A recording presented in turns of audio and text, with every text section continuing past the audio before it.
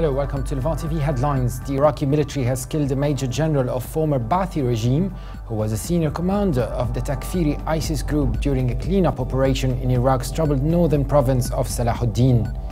Iraqi troops have launched full-scale military operations to take back areas of Anbar province that recently fell into the hands of ISIS terrorists.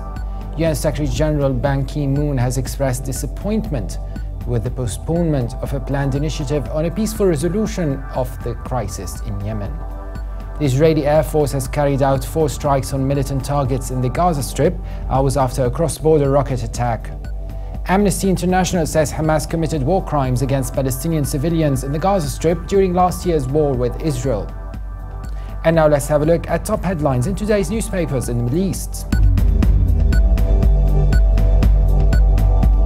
Starting from the UAE, the Khalij Times leads reporting that Palestinians have angrily dismissed reported remarks by Prime Minister Benjamin Netanyahu that he would like to negotiate for the future annexation of Israeli settlements in the occupied West Bank.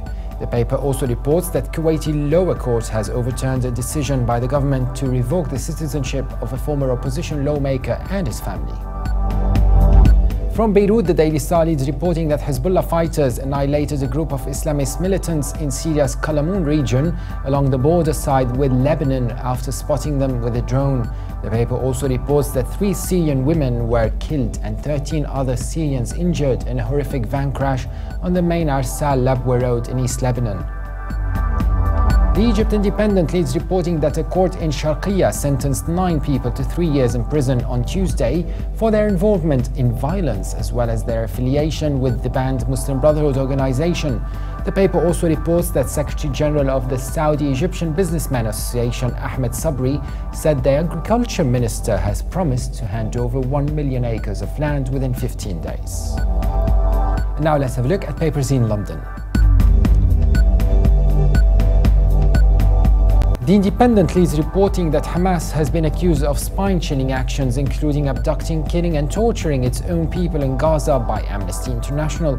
In a report entitled Strangling Necks, Abduction, Torture and Summary Killings of Palestinians by Hamas Forces During the 2014 Gaza-Israel Conflict, released today, the human rights group detailed more than 20 cases of executions of Palestinians during the conflict with Israel last year.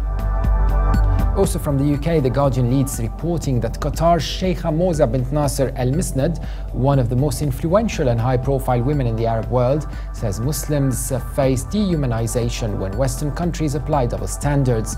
Speaking at St. Anthony's College in Oxford, the wife of the former emir questioned why is that apologies are offered when Europeans are mistakenly killed by drones, but only silence follows when innocent Yemeni and Pakistani children and civilians are killed by the same drones. The Telegraph leads reporting that Iranians have been captivated by a video circulating on social media that shows lawmakers arguing over the ongoing nuclear negotiations with world powers.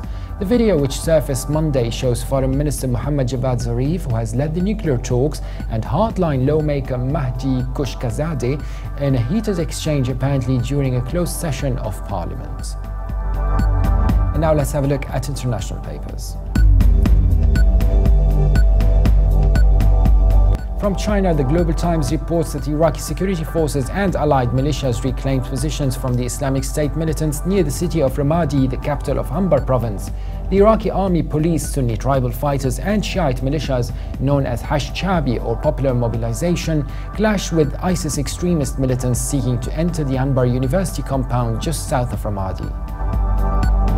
And in Germany, the Deutsche Welle reports that French envoy to the United States, Jean Araud, says that it was very likely that no comprehensive nuclear agreement with Iran would be reached before the end of June.